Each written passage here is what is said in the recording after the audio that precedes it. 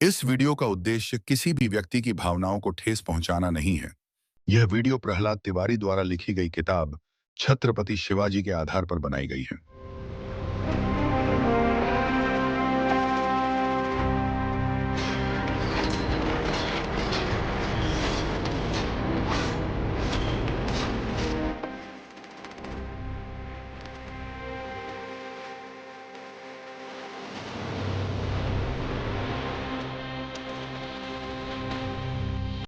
छत्रपति शिवाजी महाराज ने अपने अंतिम समय में कहा था कि मैंने अपने जीवन काल में बहुत सारे प्रयत्न किए जिससे मेरे लोग और मेरा धर्म हमेशा स्वतंत्र बना रहे।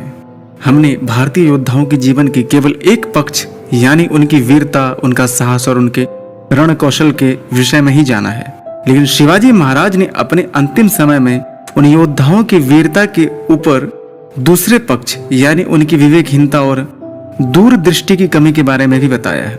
लगभग 1200 वर्षों के इतिहास में उन्होंने सिर्फ एक ही राजपूत योद्धा को अपनी प्रेरणा माना है, जिनकी वीरता की कहानियों ने शिवाजी महाराज को प्रेरित किया था, जिन्हें छत्रपति शिवाजी महाराज ने अपनी तलवार से निजाम शाही, आदिल शाही और मुगल शाही को मराठा साम्राज्य के आगे झुका दिया था। वह छत्रपति शिवाजी महाराज किस राजपूत योद्धा को अपना प्रेरणा मानते थे, यह भी आज हम आपको इस वीडियो में बताएंगे। अपने अंतिम समय में शिवाजी महाराज ने कहा था कि विदेशी आक्रांता देश को रौंदते रहे, लेकिन किसी भी स्थानीय राजा ने उस ओर ध्यान नहीं दिया और आपस में ही लड़ते रहे। 6ठी शताब्दी से भारत पर मुसलमानों के आक्रमण आरंभ हुए और यह क्रम लगभग 1000 वर्षों तक निरंतर चलता रहा। भारतीय शासक प्रगत शस्त्रों की दिशा में उदासीन बने रहे और आधुनिक हथियारों पर कभी ध्यान नहीं दिया और परंपरागत शस्त्रों से युद्ध करते रहे। तोपों के सामने तलवार और भालों से जवाब देकर उन्होंने स्वयं अपनी पराजय को निश्चित किया था। मैं इसे वीरता नहीं, विवेकहीनता समझता हूँ। स्त्रियों को जौहर की अग्नि में प्रवेश करवाकर आत्मघाती युद्ध किया। मैं इसे युद्ध नहीं, आत्मघात मानता हूँ। यह विवेकहीन शौर्य पराजय की ओर अग्रसर होता है। राजस्थान की गौरवशाली इतिहास पर कलंक है। परमवीर सम्राट पृथ्वीराज चौहान ने एक ही गलती को 16 बार दोहराकर अपनी विवेकहीनता का परिचय दिया। मोहम्मद गौरी ने जहां तहां आक्रमण किया, उन राज्यों को शमशान बना दिया और उन राज्यों की स्त्रियों को लूटकर अपने अपने सैनिकों में बांट दिया। बार बार हुए युद्ध में जितने सैनिकों के प्राण गए, उनके जीवन पर सम्राट पृथ्वीराज चौहान का कोई अधिकार नहीं था। पृथ्वीराज चौहान की पराजय के बाद बहुत बड़ी संख्या में हिंदू मंदिरों को तोड़ा गया। लाखों की संख्या में हिंदुओं का धर्म परिवर्तन हुआ और राजमहल में रानी संयोगिता के साथ अनेक स्त्रियों को जौहर करना पड़ा। उसके लिए जितना बड़ा उत्तरदायी मोहम्मद गौरी था, उतने ही बड़े उत्तरदायी खुद सम्राट पृथ्वीराज चौहान थे। 16 बार हाथ माए शत्रु को जीवनदान देने को मैं वीरता नहीं बल्कि विवेकहीनता कहूंगा।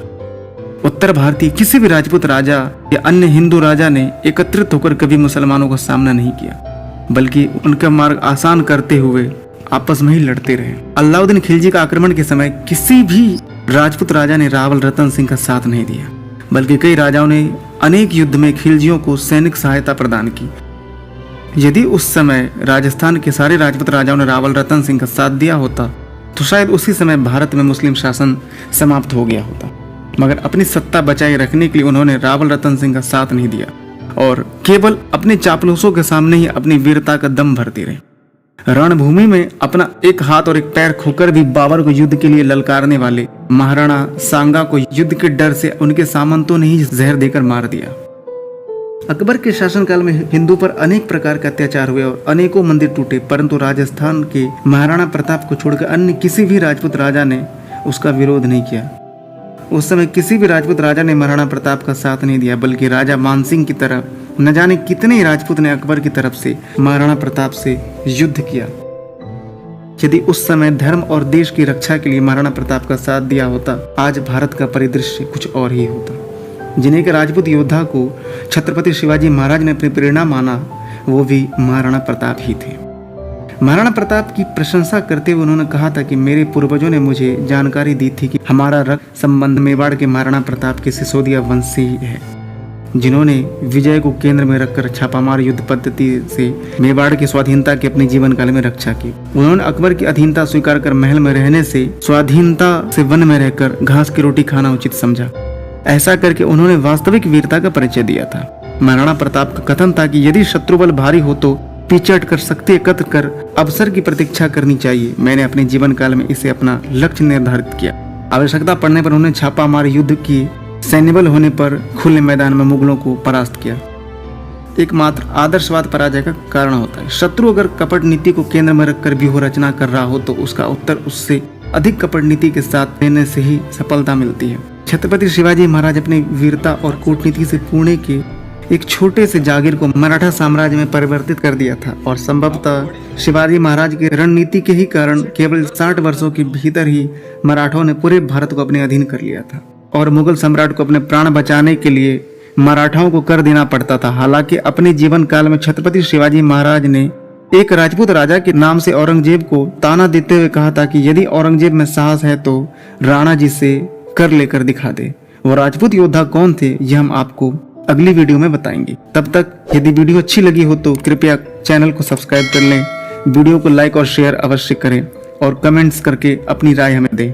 तब तक के लिए वंदे मातरम, भारत माता की जय, जय श्री राम, जय छत्रपति शिवाजी महाराज।